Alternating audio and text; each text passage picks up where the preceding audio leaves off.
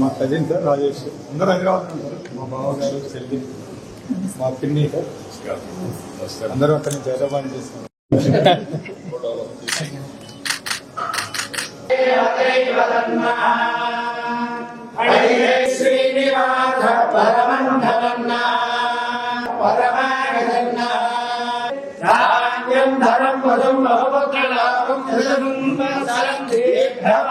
रोचनो रोचमान शोभनश्रीय कृपा कटाक्ष वीक्षण रस सिद्धिरस्तु संकल्पित सर्व कार्य दिग्विजय प्राप्तिरस्तु।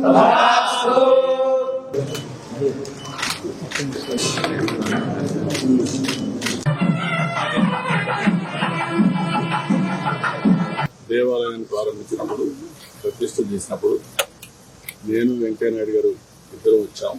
ఆ రోజుకి ఈరోజు చాలా మార్పులు తీసుకొచ్చారు, చాలా బాగా చేశారు. వెంకటేశ్వర స్వామి దేవాలయమే కాకుండా ఆ పరిసరాలు కానీ ఆ గర్భగుడి కూడా మనం చూస్తే కళ ఉంది. దేవుణ్ణి నమ్ముకొని కృష్ణారెడ్డి గారు, సుధా గారు వండర్ఫుల్ వర్క్ చేశారు. ఈరోజు బ్రహ్మోత్సవాలు కూడా పనిచేసే పరిస్థితికి వచ్చారు. చాలా శాస్త్రోక్తంగా పూజలు చేయడం, అది కూడా వెంకటేశ్వర స్వామి దగ్గర ఎలాంటి పూజలు జరుగుతున్నాయో అవన్నీ చేస్తున్నారు. దానికి మనస్ఫూర్తిగా వారిని అభినందిస్తున్నా.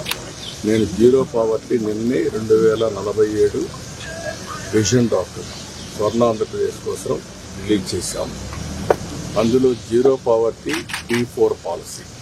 ఈరోజు వారు సంపాదించిన డబ్బులు కానీ అవన్నీ కూడా వారి యొక్క తెలివితేటలతో భారతదేశం ప్రపంచం అంతా అయింది.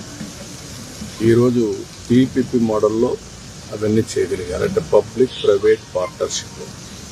నేను 1 more P యాడ్ చేయమన్నాను. సంక్రాంతి రోజున మళ్ళా వచ్చి మొత్తం ఏ విధంగా చేయాలి చేస్తామని చెప్పి ఆలోచించారు. ఇక్కడుండే ఎమ్మెల్యే రాము కూడా దీనికి పూర్తిగా కోఆపరేట్ చేస్తారు. కలెక్టర్ కూడా ఆదేశాలు ఇస్తున్నా. దీన్ని ఒక మోడల్గా తయారు చేయడానికి ప్రభుత్వం ఖర్చు పెట్టే డబ్బులన్నీ ఖర్చు పెడతాం. ఇచ్చే సంక్షేమ కార్యక్రమాలన్నీ యథావిధిగా ఉంటాయి. 2047కి భారతీయులు ప్రపంచం మొత్తం నెంబర్ 1గా ఉంటారు. భారతదేశం నెంబర్ 1 or 2గా ఉంటుంది. ఆంధ్రప్రదేశ్ అందులో నెంబర్ 1 రాష్ట్రంగా ఉంటుంది. దేశంలో తెలుగు వాళ్ళు ప్రపంచం మొత్తం నెంబర్ 1గా ఉంటుంది. ఎలక్షన్స్ అన్నీ ఒకసారి అయిపోతాయి. మిగిలిన టైం అంతా డెవలప్మెంట్ కోసం ఎక్కువ టైం ఉంటుంది, రిసోర్సెస్ ఉంటాయి. ఇప్పుడు ఎవ్రీ 3 నెలలకు ఒకసారి ఎలక్షన్స్ పెడితే మనం అందరం ఎలక్షన్ల కోసమే పనిచేస్తాం, ప్రజల కోసం పనిచేయడం లేదు.